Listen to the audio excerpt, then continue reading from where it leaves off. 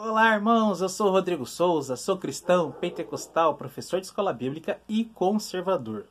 No vídeo de hoje, eu quero ler um salmo para vocês, o salmo de número 37, versículo 23 e 24. Mas antes, aqueles 3 pedidos essenciais. Se inscreva no meu canal, dá o seu curtir e compartilhe esse vídeo. Vamos fazer esse canal Literatura e Teologia ficar conhecido no mundo da internet. Salmo 37, versículo 23 e 24. Dá o seguinte texto. Os passos de um homem bom são confirmados pelo Senhor.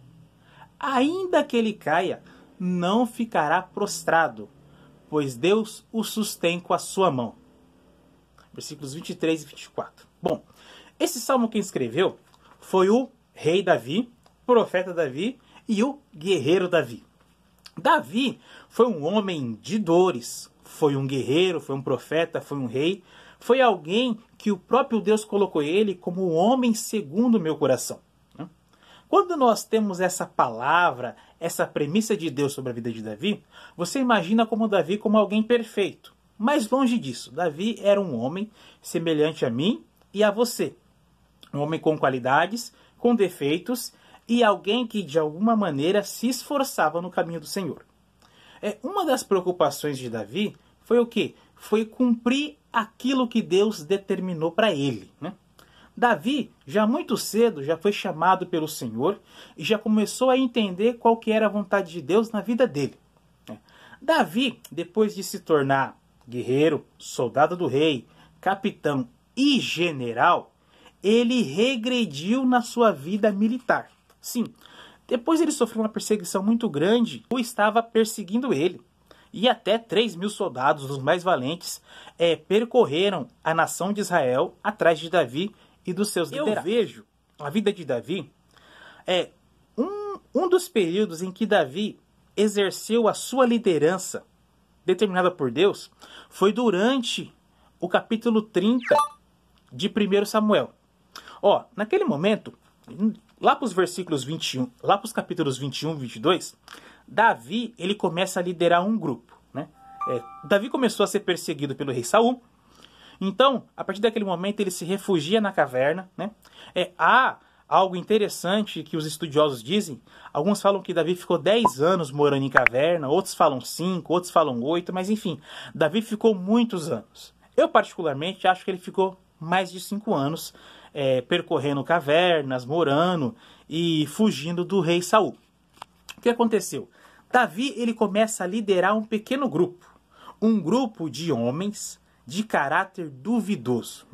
A Bíblia vai dizer que tinha homens endividados, que tinha homens assassinos, que tinha homens da pior espécie e Davi começou a liderar eles. Sim, como o reino de Saul estava corrompido por corrupção, por malefícios, por má administração e também porque Saul se apostatou da fé, então Deus quis extirpar o atual governo e preparou, por intermédio de Davi, um novo exército.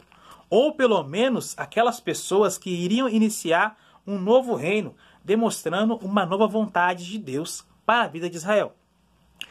Davi, em um dos seus períodos mais sombrios, que é lá no capítulo 30, ele já estava liderando aqueles homens há muitos anos.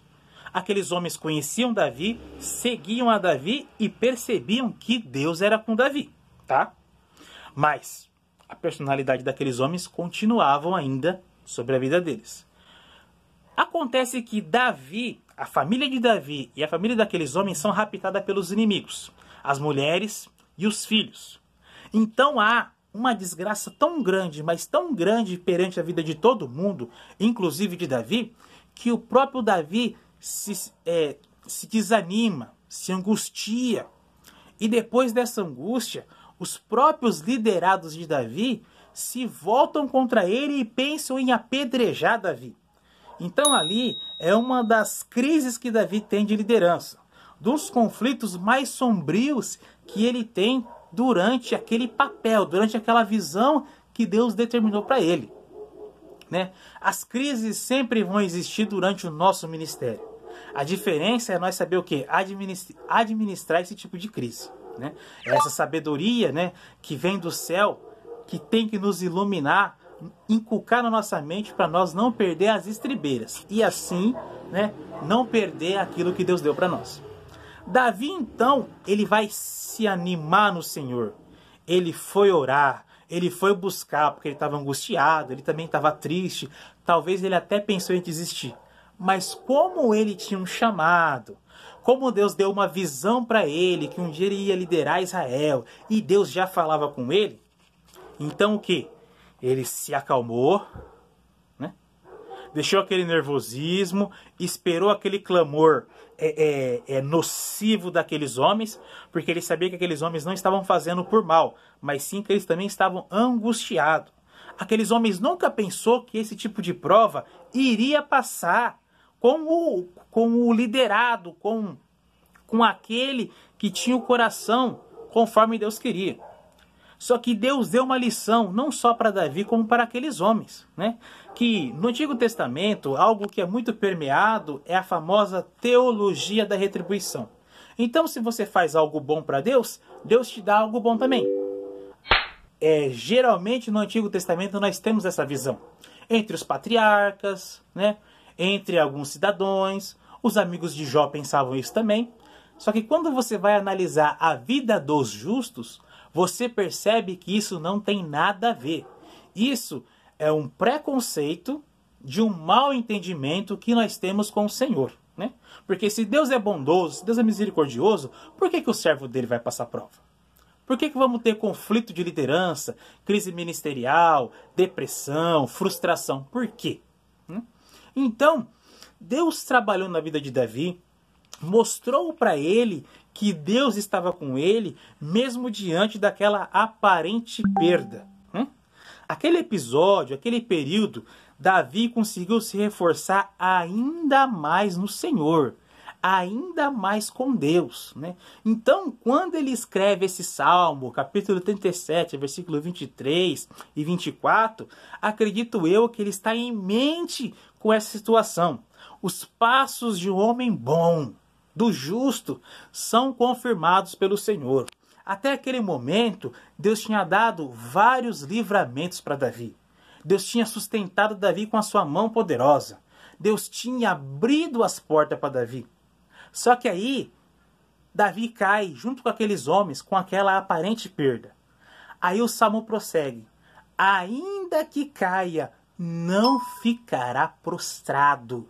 Deus jamais vai deixar aquele que confia, aquele que tem a visão que Deus deu, ficar frustrado.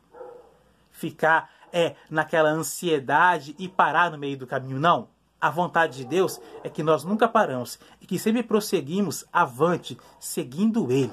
Então, essa teologia da retribuição ainda é permeada nos nossos dias, né? Geralmente travestido num tipo de legalismo maléfico, nocivo, que na verdade mais mata do que salva almas. Então, eu vejo que Davi foi um cara que confiava em Deus acima de tudo. E aprendeu com o Senhor. Aprendeu com o Senhor o que foi? Acreditar nele mesmo quando as situações estavam difíceis. Então, a palavra que eu tenho para você nesse final de semana. Ainda que as coisas estejam difíceis, complicadas e complexas demais, aquele que te chamou, aquele que te deu a visão, é ele que vai sustentar a palavra dele.